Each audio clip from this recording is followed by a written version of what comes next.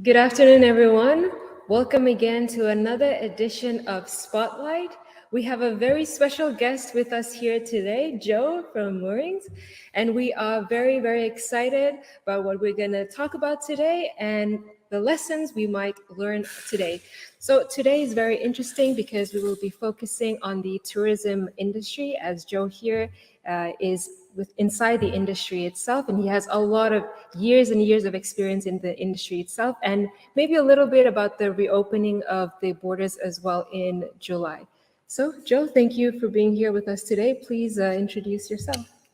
Okay, thank you. My name is Joe, and I work at Moorings Hotel since 2017. You've been working at Moorings. Have you been employed elsewhere in the industry? No, in the industry, I started my career in 1988 at a hotel called Soleil's Hotel. And I worked there for 3 years. And then after that, the Windsor Hotel company bought the hotel. And I continue my work on from there until today. Now, in your experience in the hotel industry, do you have any interesting experience or any positive things about the industry that you would like to share to the audience? Yes, at the moment we are in this pandemic where tourists, they don't come anymore to our shores. So we have experienced difficulties in the first year. Even the second 6 months of the second year, we've still struggling. We've been struggling to operate. But then last year, around the last 6 months of the year, we've done a lot of strong promotions and marketing to attract the domestic market. And now we start to see the results coming in this year. The last 3 months, we see a lot more of domestic market using our services. Could you tell us more about this domestic marketing strategy? How different is it from your international tourist strategy? Okay, to be honest, this is totally new to us. However, we have to find ways how to get a business to survive. And we had to start to learn from the domestic market how they'll come to use the services and how they want to be served. And the main thing is to attract them to the property or to the to use our services. That's the main thing. But we've done a lot of marketing on social media to attract more and more people.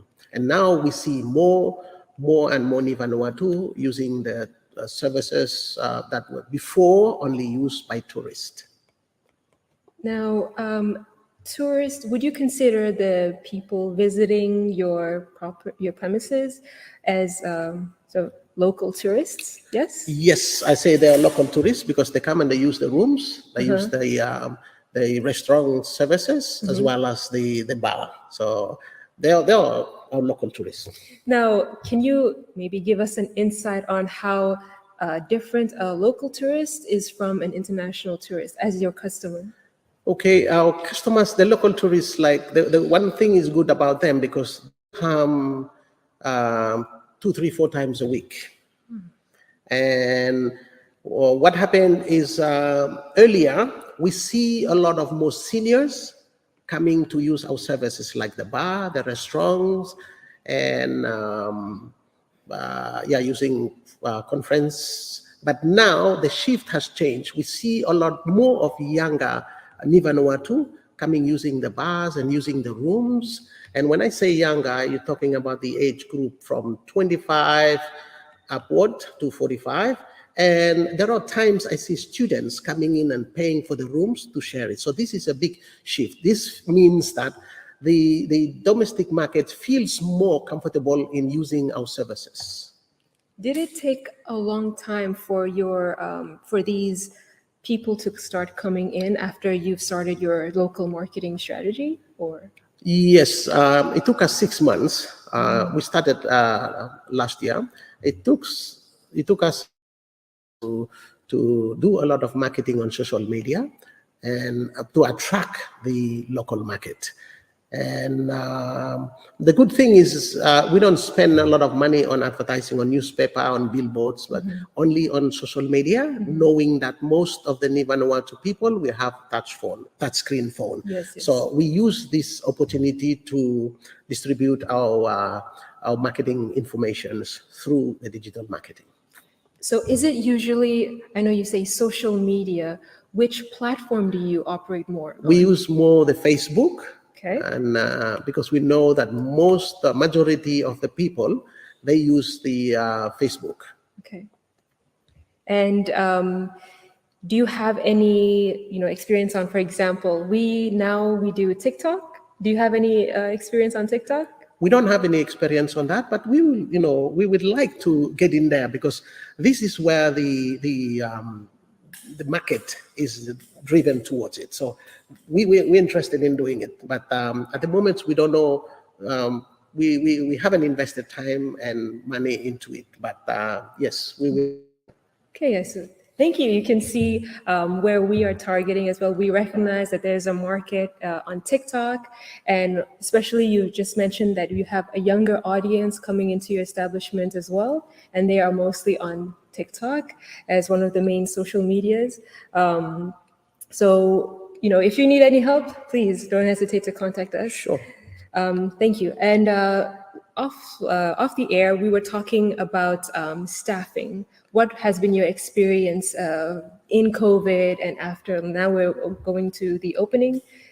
Do you have any experiences? Even before COVID, we have this problem already. So we look ahead at in the long term we will face difficulties because always people have to go abroad for work and seasonal work. So it affects our operation. So what happens? We thought about that already before COVID came. So now what happened is we're looking at finding other ways to find our human resources.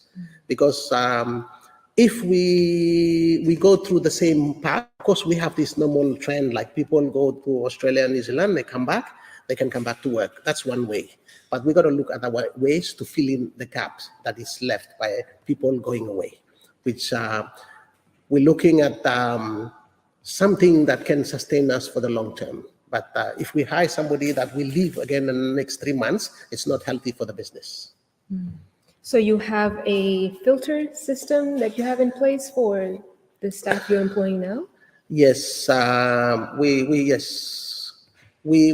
look through the staff that we're employing. We look at we are interested in the people that will stay for another 2-3 years, at least 2 or 3 years, so the company can put a succession plan in place. So if we hire somebody, we know that he or she will travel in 3 years' time, so we can develop somebody else behind to fill up that gap, so that it's a kind of a long-term planning. But we cannot hire somebody that comes in and the next 3 months he leaves again. Speaking of long-term planning, I see you are very optimistic about your business here in Vanuatu. You don't seem scared at all that the market is facing a lot of difficulties for COVID. Do you have any advice or maybe encouragement to the other operators out there who are feeling maybe scared because COVID might seem like it's such a huge obstacle for them? Well, my advice is we have to get out there and taste the water. That's the time you know the temperature of the water, and then you can work with it. But if you just sit outside and then you're trying to say, "Oh, I'm scared of this. I'm scared of this," you will never do. There will never be a positive answer coming from somewhere else. No, you have to create your own path through this difficult time. Was that your attitude when you went into trying to create this domestic marketing strategy? Who gave you that challenge and why did you take it on? Well, I had a chance to to win this contract at the Vanuatu Tourism Office to develop this marketing strategy. And that has built me has empowered me to implement all the strategies for the policy to what I'm doing. So I told my staff that, look, it's because I have participated in developing these strategies, we have to make Moorings Hotel as an example. If the other operators, they're not willing to follow it, but I want us to follow it first as an example. Oh, that is, you're such an inspiration. I'm sure your words will really help the other operators to really push themselves and not be afraid of these challenges. So I'm interested in your personal story, your journey in getting here, where you are the operator of Moorings Hotel and successful one during COVID. Please, could you tell us about your life story? Okay. I was born in Ambai Island, and back in the late 60s. And we had to move to Santo because my mom has to come to Santo for medical reasons. And we lived in Santo then, and then I had to go to school there. I was educated at Collège de Santo. And unfortunately, I left school very early, in around 1983, around 1983. And I left school at year 8. Then I did some casual jobs in Santo Town at the time to gain a little bit of money for myself because my mom, cannot look after all of us, me and my two sisters. And then I decided I found a work. My first job, as in Santo, I worked in a workshop as a labor. And after a few months, I decided to leave the work and travel to Tana. I was around 16 years at the time. And I traveled before I traveled to Tana, I went to Malakula, stayed there for 3 months, but I didn't go to my father's island. I went to another area. My father is from Northeast, but I had to go and stay at Northwest of Malakula for 3 months. Then after that, I left, I went to Ambai. And my mom is from Ambai, but I went all the way to stay on the southern part of Ambai for 3 months. Then after that, I came back to Santo. So I came back to Santo. I still wanted to travel. It's like I'm looking for something that I still haven't found. So I traveled all the way to Tana. At the time, I didn't know what empowered me to go, but I decided, okay, let's go. And then off we went. Okay. And, after Tana, how did you come to, this position? There's a gap there. You're not, Yes. After Tana, I came to Efate, and I worked for a Chinese restaurants, not Chinese restaurant, a Chinese shop in Chinatown. And I worked there, but I still feel that that's not my destiny. I'm still looking. So at the time, there was no many companies in town, so we had to walk. We just did a lot of walking. I walked around the town to search for the company, that I would want to work for. And I came across Soleil's Hotel at the time. At the time, they were wearing the Zulus and with a shirt with nice red waistband. And by looking at the uniform, I said, wow, I want to work in that company. The problem is my English is very poor. So before I go to ask for work from that company, I had to develop my English.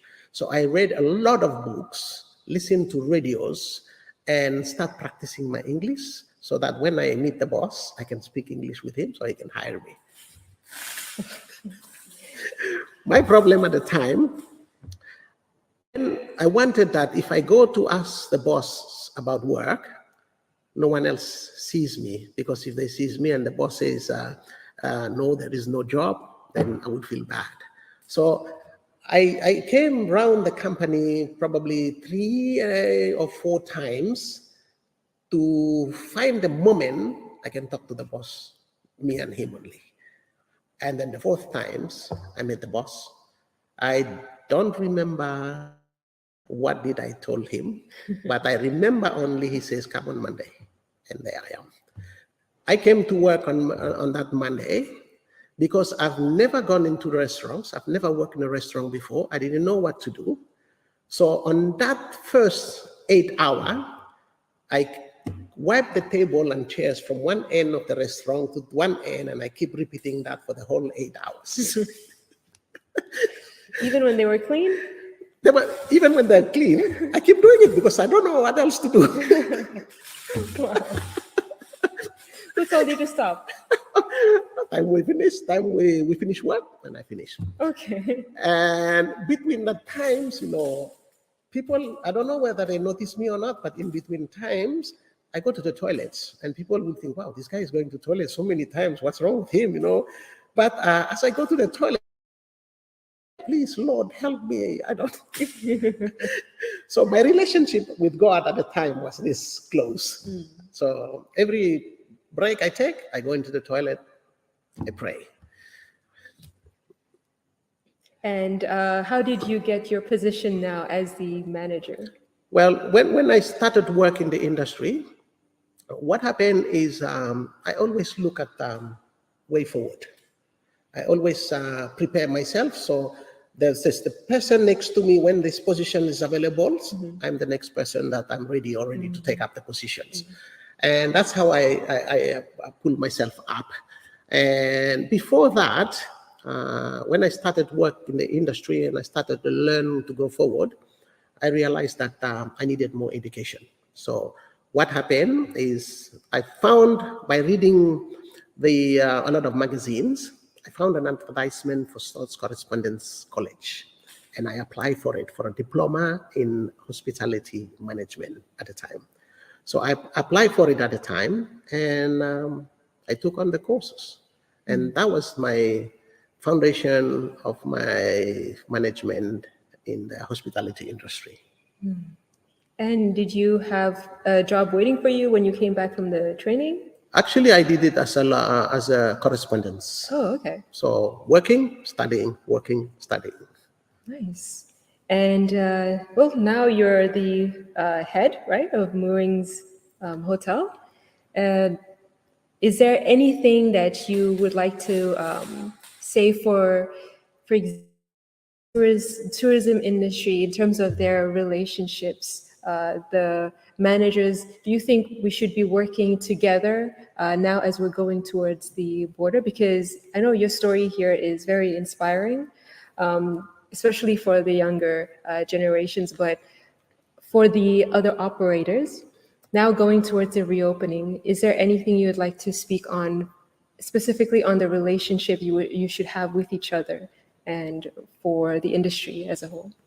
Okay, for the industry as a whole, yes. I think we should be working together, because even though we are competitors, but I have my own clients, I have my own guests, and like other properties, they have their own guests. So I only target my own customers. So I don't think it's a problem that we work together. Is it? Yeah. One second.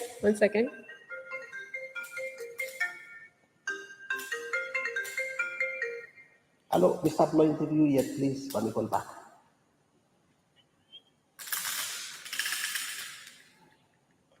Okay. Okay. Re-ask Yes, and how about for the young Nivans that are trying to get into the tourism industry? Do you think there is a place for them still? Yes, there is a place. Like sometimes people ask me, why are you still in the industry? Then I just tell them, because there is no competition in the industry. There is no competition. Of course, in the junior level, like in the barman or waiter, waitress, supervisors, there might be competition, but in the management level, there is no competition. So I just enjoy the environment, working as a hotel manager. I mean, for us, Ni Vanuatu. So for sure, the message is there is space for Ni Vanuatu in the hospitality management level.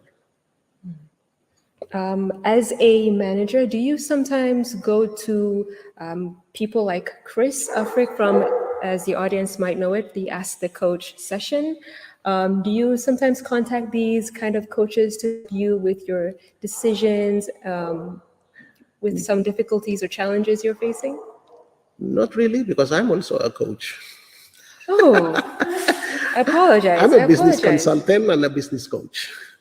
So you are a manager, also a coach. Yes. How have you been working with Chris and Melanie these recent months? Yes, we've been working together. I joined VLab in 2020. At the time, I worked with them as a co-coach. Okay. Yes, and then last year I became a coach, and I just enjoy working as a coach. Do you have a specialty with your coaching, or do you just Yes, provide advice? I just provide advice within like we coach. My specialty in hospitality management and specific human resources management. Marketing, I know a little bit on marketing. I do my own marketing for moorings locally and internationally. And I'm also developing myself in sustainable, not sustainable, innovative farming. And with VLab, I'm specialized in aquaponic. So the people who are interested in aquaponics, I give them advice on how to start it up, develop it, and manage it.